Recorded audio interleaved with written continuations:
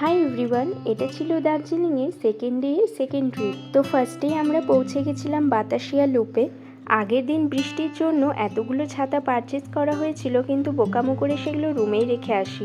আর এখানে এন্ট্রি নিতে খুব জোরে বৃষ্টি স্টার্ট হয়ে যায়।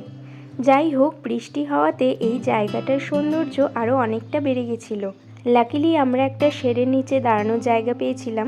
অনেকেই বিরক্ত হচ্ছিল, বাট আমি এই মোমেন্টটা খুবই এনজয় করেছি। পাহাড় ও বৃষ্টি, ইট ওয়াজ ফিল লাইক জাস্ট হেভেন।